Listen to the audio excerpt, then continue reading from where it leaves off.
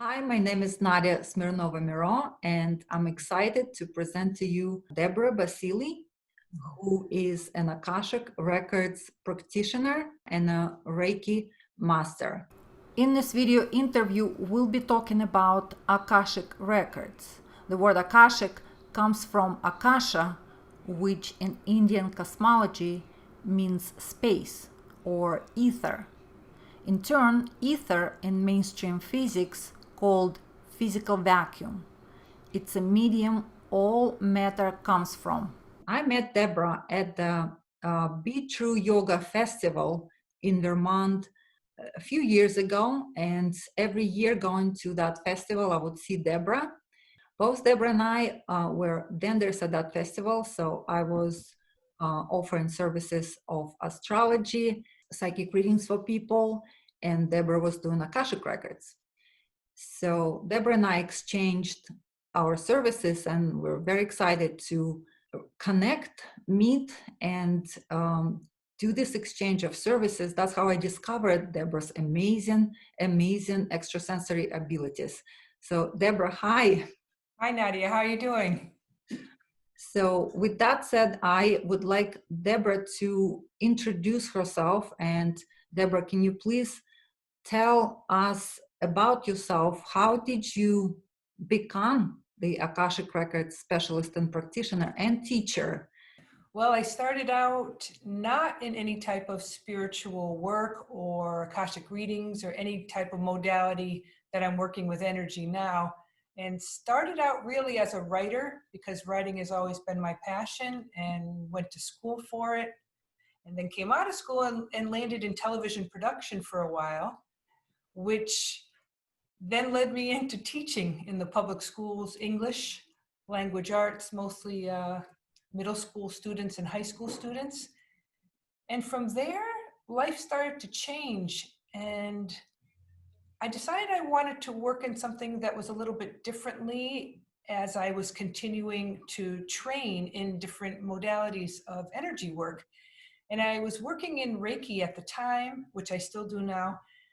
And I was really enjoying it, and I was thinking about different ways to progress. And one day I landed over at a bookstore and pulled out a book on the Akashic Records.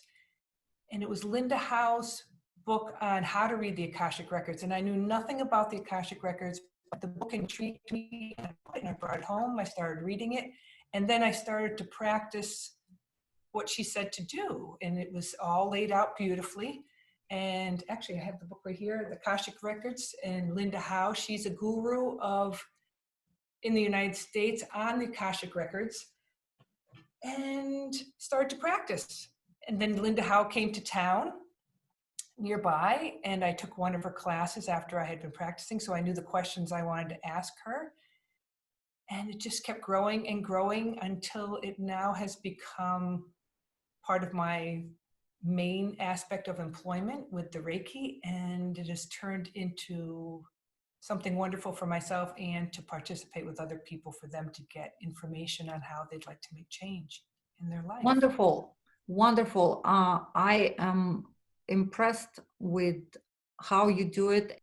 Deborah, I myself am familiar with Akashic Records and the concept and what the Akashic Records are, but I'm sure a lot of viewers don't even know what that means. Sometimes I mention the Akashic Records and people literally don't know the term. So can you tell us about Akashic Records? Yes, I can. And I'd love to refer to Linda's book because she says it so perfectly. And every time I go to rephrase what the Akashic Records are, I think, just read what she wrote, because she has taken the information and solidified it. So I'm just going to read a quote from her book. So according to Linda Howe, she is saying that the Akashic Records are a dimension of consciousness that contains a vibrational record of every soul and its journey. This vibrational body of consciousness exists everywhere in its entirety and is completely available at all times and in all places. As such, the records are an experiential body of knowledge that contains everything that every soul has ever thought, said, and done, over the course of its existence, as well as its future possibilities. Now, I could not say that any better. The fact of it is, people are looking for change, and when they're looking for change, they want to have a possibility on what's possible from before in their life, now, and in the future. And this is an area that we can go into and begin to take a look at the soul level of a person, not the mind level, not the heart level, but the soul level, so that somebody could make change at that level for themselves. Interesting. Since I'm known to explain astrology and explain extrasensory abilities from scientific perspective, people will be asking me, and I feel like I owe it to the people to explain what Akashic Records are from scientific standpoint. And in my book, Physics of Astrology, I have a chapter about quantum entanglement. And quantum entanglement is a scientific term. It's a phenomenon that basically tells us that two particles of the same nature, no matter where they are and how distant they are from each other in the universe, two particles of the same family, so to speak, connected instantly to each other. So if the quantum state, so-called, of one particle is changed, the quantum state of the other particle will be changed simultaneously. So the quantum entanglement, in a way, explains a new age statement, we're all one. And we're all one, meaning something affects one, instantly affects the other, because we are all built out of the same exact particles, elementary particles. Okay. So if quantum state of one particle in one person is changed, the quantum state of the family of that particle in another person will be changed simultaneously, and for all the species out there in the universe. So with that said, quantum entanglement is one of the physical phenomena that explains not only astrology and our connection to the stars and to the planets, and our instant life changes with the planetary changes. It also explains our psychic connection between all of us and our psychic connection to that informational field that is called Akashic Records. Nice. It's just one of the phenomena that's responsible for it. There are a bunch of other phenomena that are responsible for to explain extrasensory perception and Akashic Records. And another phenomenon is, or a concept in mainstream science, is a holographic universe. That's another one that is responsible for any extrasensory perception or any Akashic Records reading is included in there. And that's a whole other subject and whole other topic. I refer everybody to my book where I talk about it. Yes. Specifically, Akashic Records, to me, as far as I understand, is a beautiful technique, extrasensory technique to obtain the information from that information field. Yes. Deborah, do you know if there is any difference, or how do you find it different from, say, Akashic Records reading versus clairvoyant reading or something? Because, you know, I have that question in my mind, what's the difference? And other people question in their minds, what's the difference? Okay. In my opinion, the idea of going into this realm called the Akasha has a cosmic space to it that gives information when tapping into it. So it has a feel to it when you go in, that you're in a body of the cosmos. And this morning I was listening to Deepak Chopra. He was talking about where the Akashic realm is. And that's something, if people are interested in the actual specifics, it would be great to go to.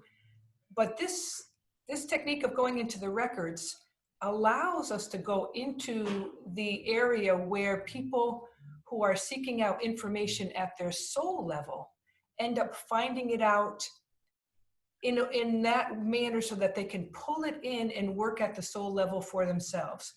Where people who are going into maybe a different realm for clairvoyance are not entering into the Akasha to find that realm to get a personal reading based off of your soul level, period.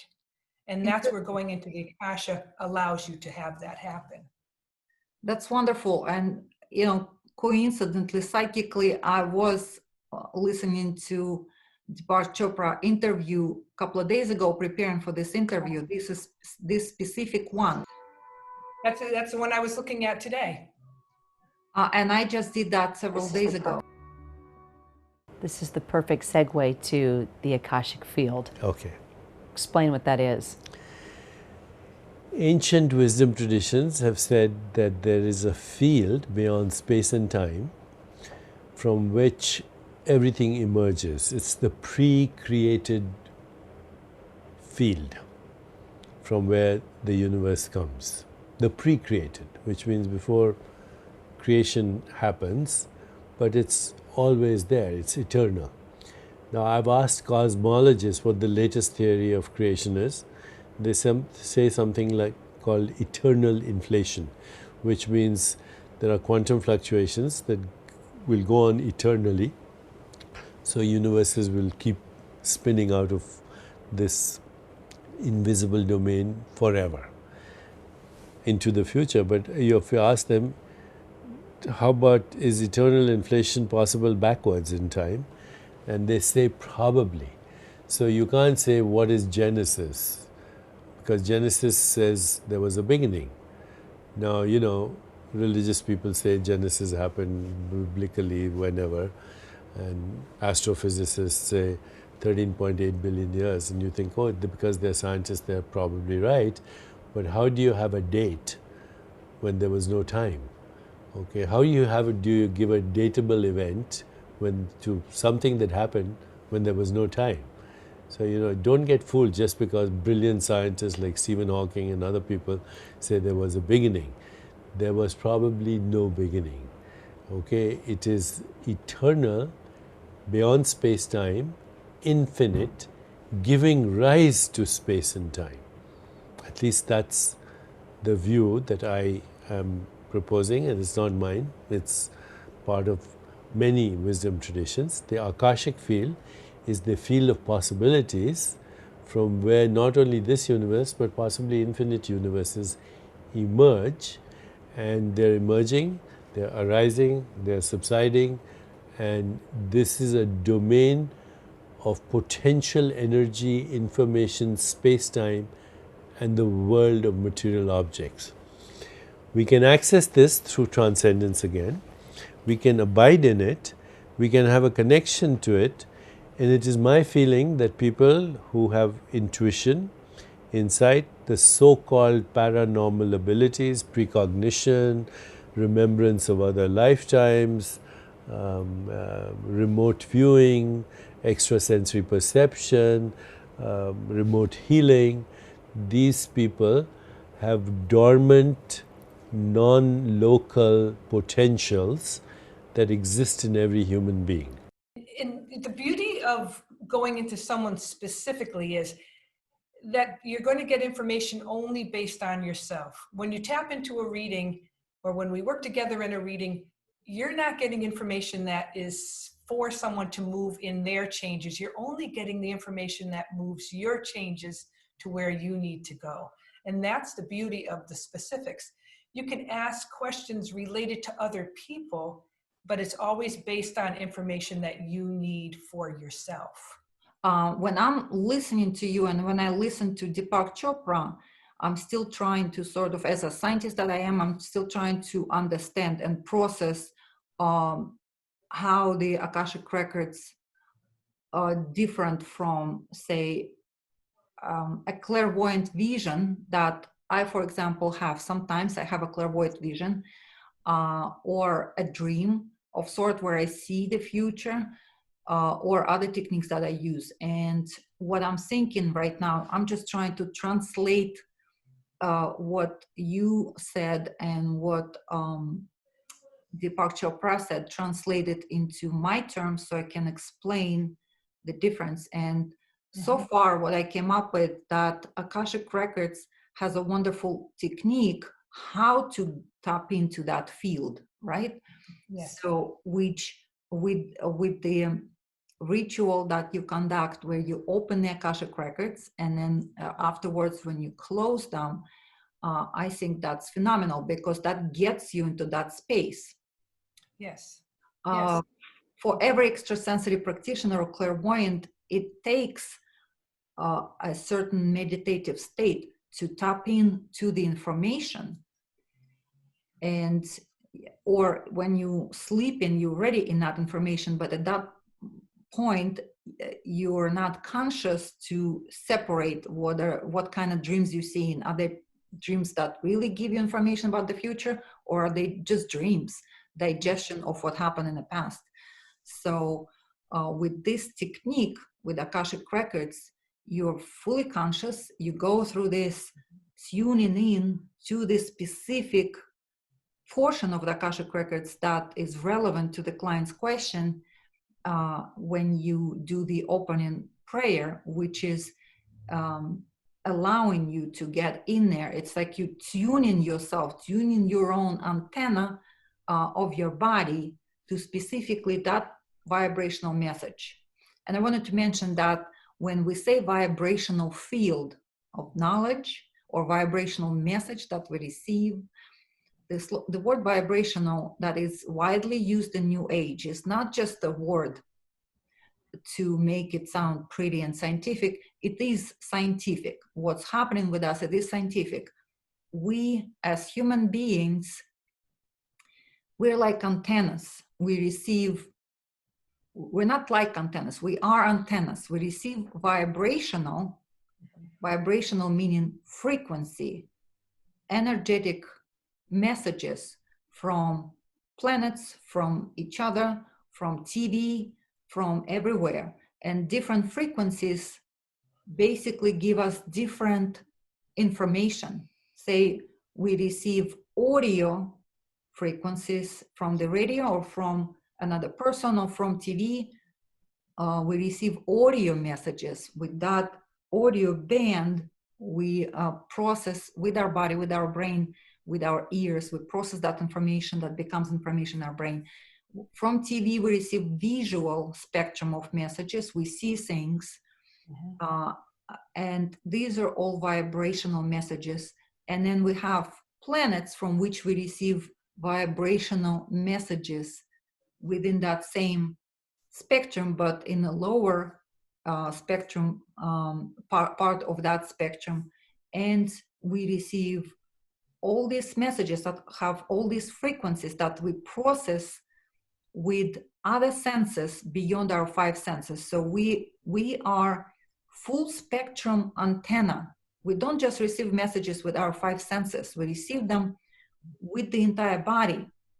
The question is how sensitive the rest of our body, our heart, our liver, I don't know, the rest of the body, and our aura, which is a part of our body. We're not just our 3D body, we have our aura. It's an energetic field around us. It's also part of our antenna that receives the messages.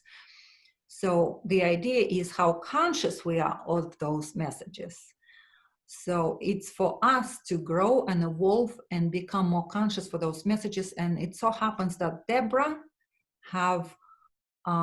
her consciousness is tuned in to translate these messages better than, say, myself or other people.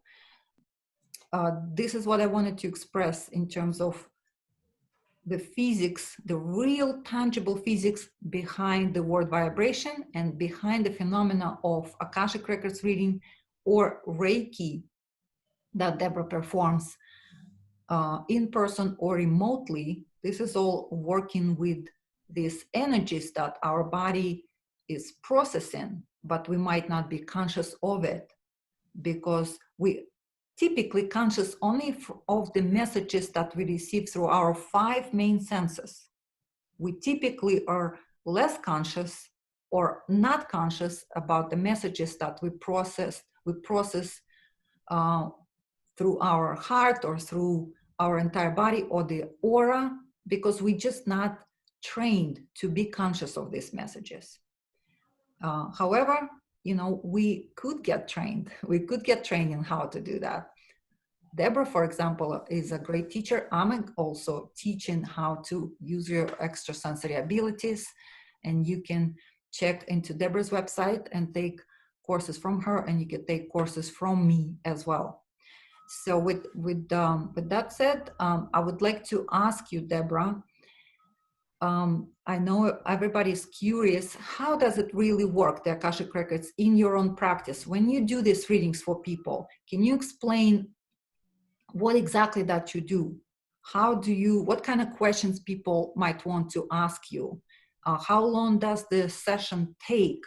And what do you do in the beginning? What do you do in the end? What kind of benefits people receive? And what kind of interesting stories you might have from your vast experience in this realm? Okay.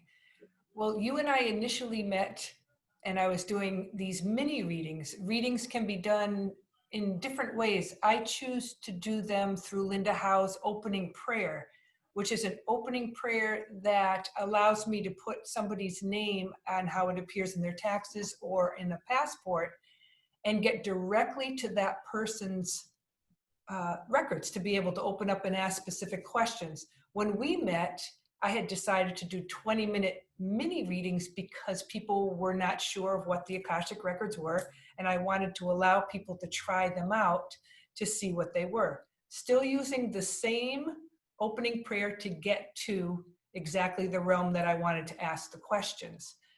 Within a 20-minute reading, people can ask questions, maybe one question, maybe up to 3 or 4 questions, with the idea of what do they really want to know about. Sometimes the one question happens to be about business, and they wanted to open a new business up and they weren't sure the steps on how to do it. And 20 minutes could be one long business plan that someone gets in the records. They will write it down, they can record it, and then they go off and they do the steps and try it out for themselves. That business plan would be specific for that person. In another 20-minute reading, if it was a mini reading, people would ask about relationships.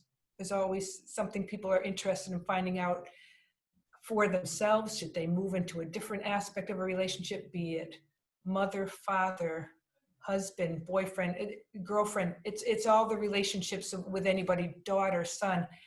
And the answers, though, are always going to be given specifically from that person's soul perspective, not from anybody else's, which is very interesting because sometimes people want to know what somebody else will do. And it always goes back to what you will do because it's your life to move forward on.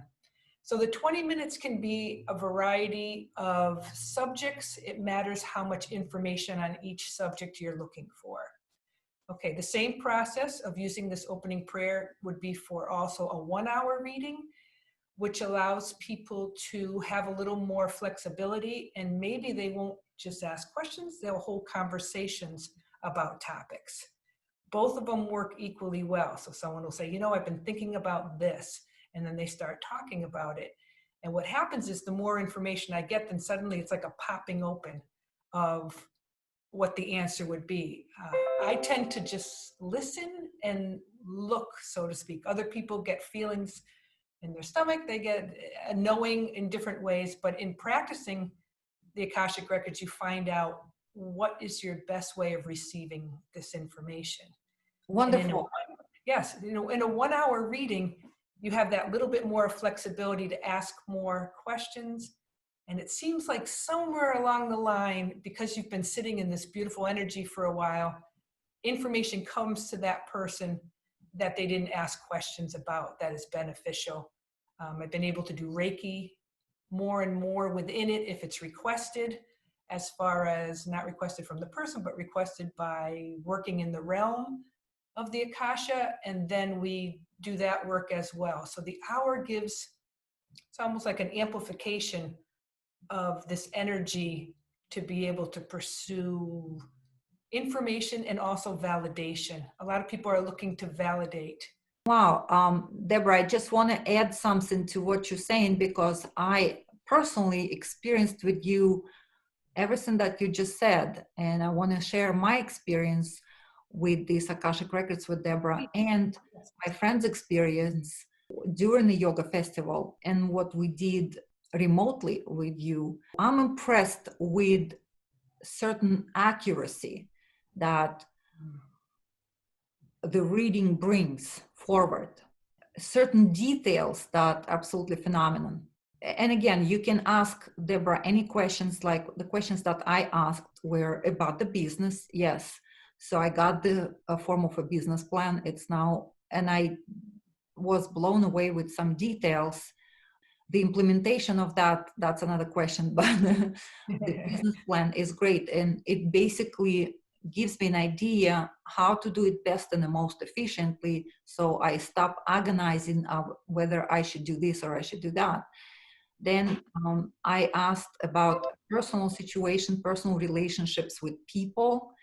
And that also gives me an idea and direction and even appreciation of what these people bring into my life versus me agonizing, is this person good for me or not? Or what should I do? Another thing that was impressive to me that I can get into more details is I asked Deborah about some minor health issues that I've been struggling with for many years in terms of some inflammations in the body. And I tried a lot of things with this inflammation. I tried the traditional medicine, I tried alternative medicine. These were muscle inflammations. And I tried acupuncture and a hot tub to relax my muscles. During the Akashic Records, Deborah said, they saying, drop the hot tub, do the cold therapy, and do stretching. And I was puzzled. It seems like from scientific standpoint, the hot tub should do better, even though it may increase the inflammation, but it also relaxes the muscle. That was my idea. When I dropped the hot tub and started doing a cold therapy and stretching, just the cold therapy and stretching, cold pool, swimming in a pool or icing, suddenly I virtually got rid of the problem. At least I don't have any more problems at night, waking up with muscle pain. That was amazing. So you can actually ask health-related questions. And another cute story about my friend. So my friend asked Deborah if she was going to meet someone one day that she could marry. That was a few years back. And at that point, my friend was only dating online because that's what everybody does. And Deborah said, you're going to meet that special person, not online, but somebody will introduce you, and that person, that man will wear a blue jacket. Within about a year, that's exactly how it happened. And now it's been a couple of years. My friend is happily engaged to that man in the blue jacket. So that was a very cute story. Another story is very recent, that when we did a session online remotely, which you could do with Deborah, you can actually schedule Zoom session with her or phone session with her. These Akashic Records reading work, you don't have to be in person, and even Reiki healing session could be done remotely, which is absolutely amazing. It's mind-blowing. It's a quantum entanglement illustration. That's how it works, how we all connected. My recent story is that I asked Deborah about my real estate situation, what's going on. During this coronavirus outbreak, there was a month, several weeks that I have not heard from anybody, no news. Is the deal going through or not? Deborah said quite a few things, but one of them, she said, you're going to hear something on Friday. So to me, Friday was within a week from within 5 days from when we talked about it. And I was waiting, looking forward to that Friday. And on Friday, I did not check my email or I didn't see anything. So I thought, okay, maybe the Friday was not, maybe it was an approximate, but not the exact day. But when I received an email from my attorney on Monday, turned out that he received an answer that I was searching for from the other party, from the buyer's attorney, on Friday. So on Friday, the news already happened. It just didn't get to me particularly on Friday, but the resolution of 6 months ordeal with my situation happened that Friday, as Deborah presented to me from the Akashic Records, which was mind-blowing. The official letter had a signature of April 17, which is Friday, 2 p.m. This is, when the letter was drafted, when the entire conversation and final decisions were made, all happened on Friday. As Deborah mentioned during Akashic Records reading, she said, I see that there are conversations and something's happening on Friday. And so that's how accurate the readings can be with Deborah. And this is totally mind-blowing for me. So I can't get enough of it. Thank you so much, Deborah. If you're interested in learning more and watching recordings of Akashic Record sessions, where we're getting answers to very interesting questions, please find the link and information in the description below. Please subscribe to my channel as well as mine and Deborah's mailing lists. We'll see you again soon.